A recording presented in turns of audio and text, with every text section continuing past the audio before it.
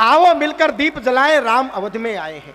शुरू होता हूं आपका आशीर्वाद के साथ। आओ मिलकर दीप जलाएं, राम अवध में आए हैं। अंधियारे को दूर भगाकर राम रोशनी लाए हैं। और जात पात के बंधन टूटे, हम ऐसे दिए जलाएं जी। हर देहरी पर दीप जलाकर वंदे मातरम गाएं जी। हर देहरी पर दीप जलाकर वंदे मातरम गाएं जी।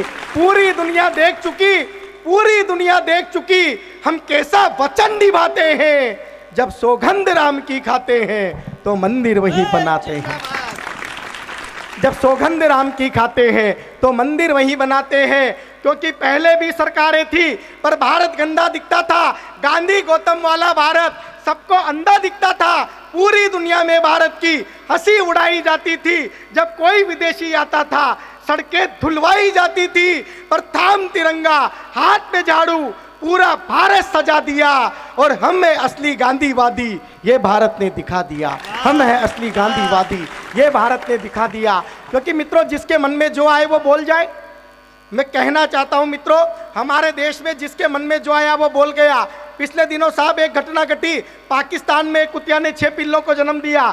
तो वह सैनिक दौड़ा दौड़ा आया और वजीर आजम से बोला कि जहां पना गजब हो गया, हमारे मुल्क में एक कुतिया ने 6 पिल्लों को जन्म दिया है और वह पिल्ले नारे लगा रहे हैं, हिंदुस्तान मुर्दाबाद, पाकिस्तान जिंदाबाद। सैनिक ने कहा कि मिलने चलेंगे। प्रधानमंत्री को मिलने में 11 दिन लग गए, लेकिन अब की बार जब वो मिलने गए तो वो पाकिस्तानी कुतिया ने जो 6 पिल्लों को जन्म दिया था वो नारे लगा रहे थे, हिंदुस्तान जिंदाबाद, पाकिस्तान मुर्दाबाद। सैनिक ने चाटा मारा। सैनिक को जब ये कहा गया झूठ बोलता है, तो उस सैनिक का जवाब सुनना और अंता की देशभक्ति देखना चाहता हूं। सैनिक ने कहा मैंने कोई झूठ नहीं बोला, वजीर आजम वह इनके जन्म का पहला दिन था, उस दिन इनकी आंखें बंद थी जब ये भारत मुर्दाबाद बोल रहे थे। आपको आने में 11 दिन लग गए और इनकी आंखें खुल गई और इन पिल्लों को भी पता चल गया कि भारत जिंदाबाद था, जिंदाबाद है और जिंदाबाद रहेगा। तब पढ़ना चाहता हूं कि नवरत्न जड़ित पाहुनिया सर का ताज नहीं हो सकती है। नवरत्न जड़ित पाहुनिया सर का ताज नहीं हो सकती है। और नपुंसकों की फौज कभी जापाज नहीं हो सकती है। अरे कान खोलकर सुने चाइना और पड़ोसी पाकिस्तान, भारत की धरती वीरों से बांझ नहीं हो सकती। भारत की धरती वीरों से बांझ नहीं हो सकती है। जिसके मन में जो आए वो बोल जाए। मित्रों, ये वो धरती है जिसके लिए पुनः कहना चाहता हूं कि पूरी दुनिया का नायक वो चेतक का असवारी था। क्या थे महाराणा प्रताप? कि चाहे जितनी सेना होती मार काट कर आ जाता। मैं आपकी ऊर्जा देखना चाहता हूं कि चाहे जितनी सेना होती मार काट कर आ जाता, मातृभूमि में दुश्मन का मस्तक उचाट कर आ जाता। और शाही राजघराना यदि मुगलों के चरण नहीं धोता तो चेतक सवार महाराणा अकबर का शीश काट कर आ जाता। ये कौमी एकता का अंता है साहब। इस अंता में पढ़ता हूं क्या है ये कौमी एकता का शहर, कि पूरी दुनिया का नायक वो चेतक का असवारी था। शीश कटे धड़ लड़े युद्ध में ये फरमान भी जारी था। और खुद मेवाड़ी राणा प्रताप भी उस बेटे का आभारी था। अरे एक अकेला हकीम खान भी 100 मुगलों पर भारी था। वाह वाह वाह। लेकिन उसके बाद भी कुछ लोग ये कहें कि हमें डर लगता है।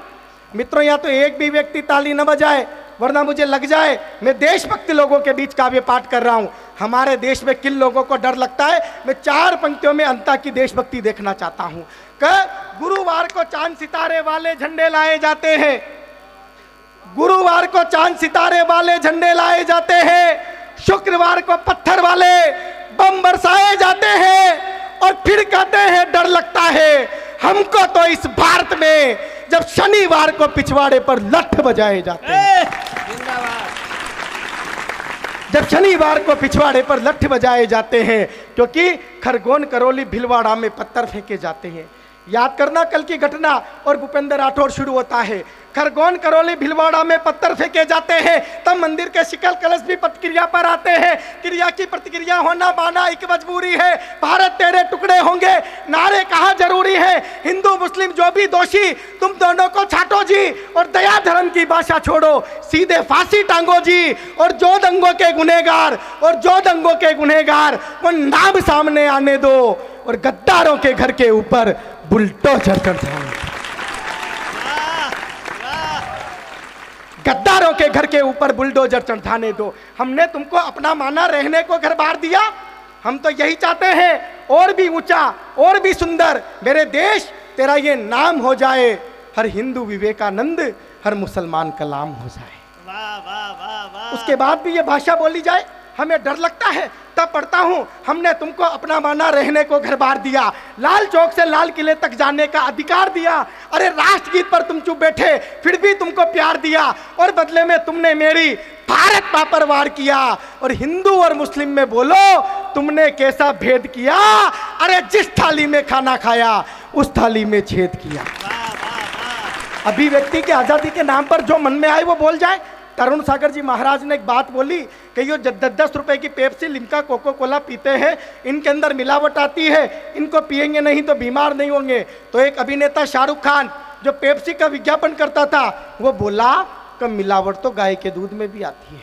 अच्छा। जब एक अभिनेता 10 रुपए की बोतल की तुलना माँ के दूध से कर दे तो इलेक्ट्रॉनिक मीडिया चुप रह सकता है, प्रिंट मीडिया चुप रह सकता है, पर वो कभी चुप नहीं रह सकता जो मुकुटमणि राज जी की और विनीत चौहान जी की उपस्थिति में काव्य पाठ कर रहा है। वाह वाह वाह। तब पढ़ता हूँ साहब कि पिछले दिनों अखबार में खबर आई जिसने ठंडा बनाने वालों की नींद उड़ाई। तो स्वदेश बनाने वाला एक अभिनेता मंच पर आया और जनता को संबोधित करते हुए बोला कि यदि मुझे भारत में पेप्सी नहीं पीने दी जाएगी तो मैं अमेरिका जाकर पीऊंगा। पेप्सी तो मेरी आत्मा है, मैं इसके बिना कैसे जीऊंगा। उसने कहा कि वर्तमान में पेप्सी तो शुद्ध है पर माँ के दूध में मिलावट आती है। तब मैंने कहा, जब उसने कहा कि वर्तमान में पेप्सी तो शुद्ध है पर माँ के दूध में मिलावट आती है, तब मैंने कहा तेरी माँ डेयरी पे जाती है इसीलिए दूध में मिलावट आती है। मैंने कहा तेरी माँ डेयरी पे जाती है इसीलिए दूध में मिलावट आती है। और यदि माँ के दूध में मिलावट होती तो जो हंसता है भारत वो कभी ना हंसता, वो हमेशा रोता और मर जाता उदय सिंह। पर पन्ना धाय का बेटा आज भी जिंदा हो। कविता का परिचय देता हूं साहब। हमारे कुल के बड़े कवि डॉक्टर हरिओम पंवार जी ने कहीं कहा है कि यदि किसी कवि की कविता सरकार का पक्ष लेने लग जाए तो या तो कविता मर जाती है या सरकार गिर जाती है। कविता को हम कभी नहीं मरने देंगे और राम मंदिर बनाने वाली, 3 तलाक हटाने वाली, 370 हटाने वाली सरकार को भी हम नहीं गिरने देंगे। तब एक बार जोरदार तालियों के साथ आप शुरू हो। मैं कविता शुरू करता हूं और कविता का शीर्षक है 2024 का चुनाव। दिल्ली जयपुर दोनों की सरकार आपके हाथों में। सिर्फ राजनीतिक दलों के दुशाले उतार कर कविता सुनना, क्योंकि मेरा इतना सा परिचय है। क्योंकि एक घटना मुझे याद आती है साहब। पंडित जवाहरलाल नेहरू संसद की सीढ़ियों से नीचे उतर रहे थे, अचानक उनका पैर फिसल गया।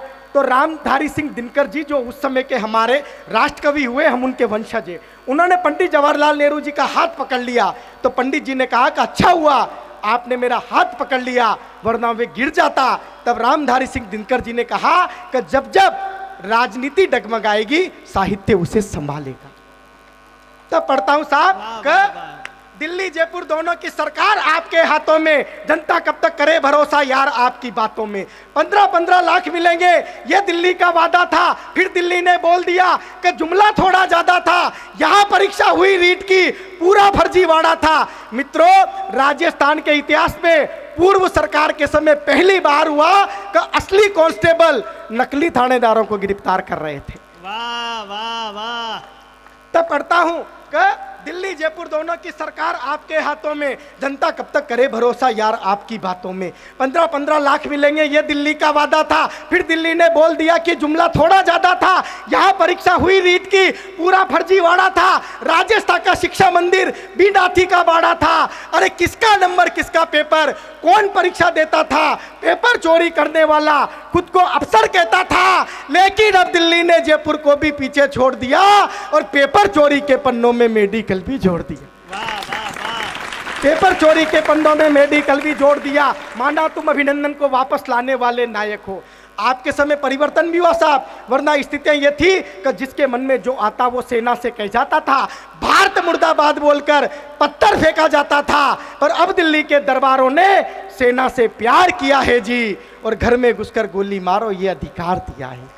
तब कविता की अंतिम पंक्तियां पढ़ता हूं साहब। क्या परिवर्तन आया जो कवि की जिम्मेदारी है, सच को सच कहे कविता की अंतिम पंक्तियां पढ़ता हूँ। स्वागत। 60 साल से कैद पड़ी थी भारत माता जेलों में। विनीत जी सर को पूरा छंद समर्पित करता हूँ। 60 साल से कैद पड़ी थी भारत माता जेलों में, राजा और कलमानी पैसे खाकर बैठे खेलों में।